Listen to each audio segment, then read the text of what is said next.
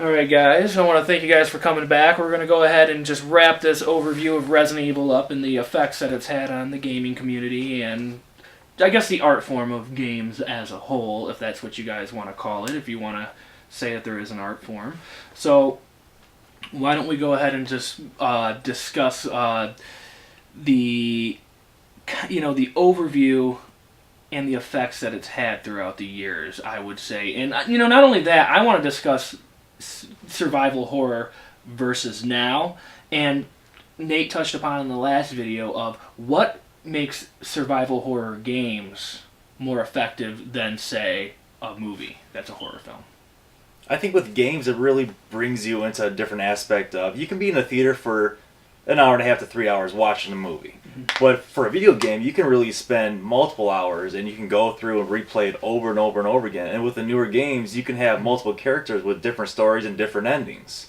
And I think that's where Resident Evil and I want to say Silent Hill again, they both brought in multiple endings to where if you do one thing wrong, if you let this person live or let this person die, it could just fuck up your entire game. So the power of choice. Yeah, it's almost the power of choice, especially with Mass Effect, how they do that now. But Mass Effect did that through the course of their 3 major titles, and that's what I found amazing with that. It's the power of choice because you feel like you've embodied that person that you are playing on the screen, and you are in their shoes. It's a lot different from actually watching a movie, because the thing is, you're just watching a story play out, and you're safe, and you have nothing to worry about and nothing to do. Do you feel that horror, more than any other genre, really is more... I would argue, in my point of view, is that horror is a very visceral genre, and when you play it in video game form, like you say, you're embodying the character. That's the idea. You're invested in that person, because that person is you. It's like with a movie, you don't have that investment. Yes. It's like you're watching the movie. It's like, yeah, you'll be bummed or upset or be excited a couple times, but you'll never be on the same wavelength as you are actually playing that character. And your choices for him to affect the storyline and affect if you live or die. And in a way, your mind subconsciously thinks like you're going to die. It's like you are going to die. So it puts you in that heightened state of flight or fright. You know what I mean? You know what game I want to mention real quick that I felt did that really well, that was kind of critically lambasted, was ZombiU. Great game. Did you guys ever play that? Played it once on the Wii U, yes, and that's all I had to play. It's very creepy. It's very much a survival horror. I feel like it was more in line with the original Resident Evil games than even, say, Resident Evil 6. Very much, you are surviving. You have to watch every step you take, and if your character dies, you lose everything. Well, it's a lot like that. The one game that came out from Heavy Downfall or Downpour. That's on PC right now. Where basically you start off with just like a can of beans, and you're in a zombie world, and you have no bank, you have no storage. You start with nothing, and you have to hide it in an online server and hope that no one else finds it. I think you're talking about Rust. No, for Steam. Not Rust. But Rust was that exact same way. You had to collect everything, and even though you logged off, you had to hide your character because someone can find you, kill you, take all your stuff, and then as soon as you boot up, you're restarting the entire game. Rust took that template from the game I'm speaking of, like the zombie genre version. It came from a different game. It was like a mod. You know what I'm talking about? Heavy Rain or something like that. Yeah, I'll screw with you. Yeah, whatever. Sure. You're such a dick. You know what I'm talking about.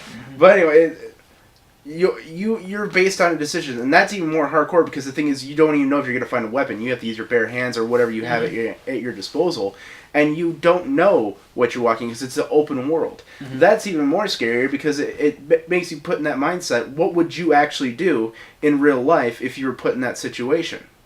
I mean, it kind of it goes into the human psyche of like, how would you react to these situations? It's like it's more of a psychological thing with these horror gore games nowadays of what would you do and would you change as a person because of it. All right. Final question. And going to be a little broad. It's almost 20 years since the original Resident Evil's been released. Fuck, I feel old. You should. I feel old too. Man. The franchise is technically still going strong, and there's not many franchises that are going strong after 20 years. What are your thoughts on the franchise as a whole, its effects that it still has on gaming versus what it had when it first came out?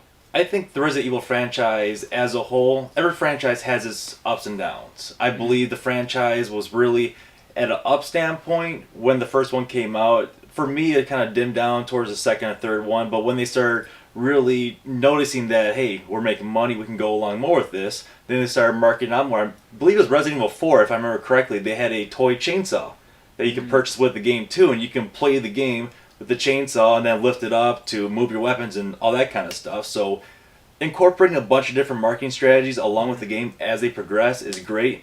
And of course, as the franchise goes along, they're going to add more and more story.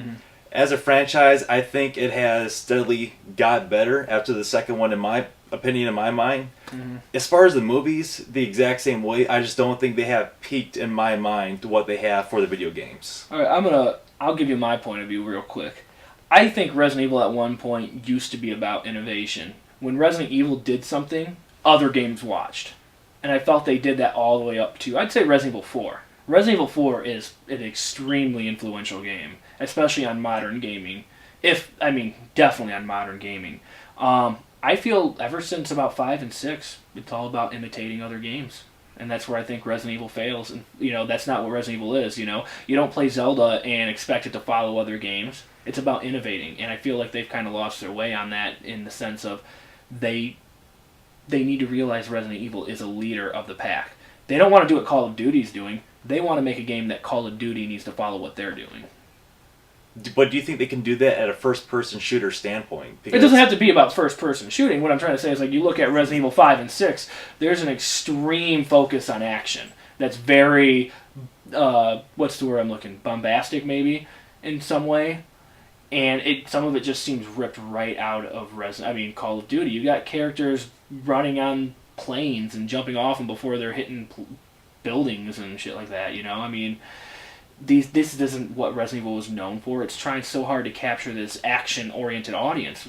What happened to the time when it used to innovate? It used to be the game that other games have wanted to be. Not just horror games, but other games in general. I think they're trying too hard. Between 5 and 6, in my point, a little bit too much story, a little bit too much backlog, and it's just, you want to play the game to have fun, but you also want to play the game and to enjoy it to a certain point where you get home from work or whatever you're doing, like, hey, I want to play this. I don't want to sit there and play for 2 or 3 hours one time and then leave it sit there for a week. I want to play a game and I want to grind through it as much as I can. What about you, Nate? My honest opinion on Resident Evil, it's like, at first, I honestly think they didn't know what they had. Like, they were trying something innovative, something completely off the books, that no one, off the wall, that no one else did at the time. Like you said, innovation. But the thing is, at the time, they didn't know it was going to be innovation. They didn't know that they were going to be the template for the next 20 years of video games. I think you might be right. And when they first realized this, they were like, "Holy shit, we gotta make another sequel. We gotta make another sequel." And in that haste of making sequels, they kind of muddied their own storyline. I agree. And it was the same thing all over, like with video games, movies, all through the 90s and 80s. They made sequels just to have sequels. Let's remove the muddied storyline for a second. Let's look at it from more a pure gameplay perspective. I would say the last time Resident Evil really innovated was 4.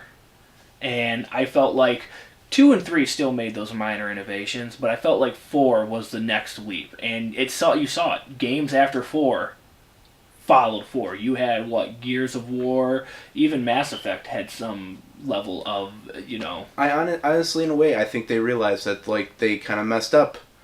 And that's why they branched out into the movie franchise. And they started to try to accumulate money that way. And merchandising in general. Because they knew they kind of messed up, and, other games have already taken the lead as far as new innovators, new ways for people to look off of, and, try to strive to be better than that other person. Everyone has their time to shine, and they drop back into the background. I mean, Zelda, Mario, everything else like that. Games that came before them that were, super popular, that everyone knew about, and everyone has touched upon. People have their time to shine, and then they drop back. I mean, they kind of shot themselves in the foot and made it go away faster. But the thing is, they'll always have fond memories of people, playing that game, and people, buying their merchandise, and they'll still make money from royalties from years to come.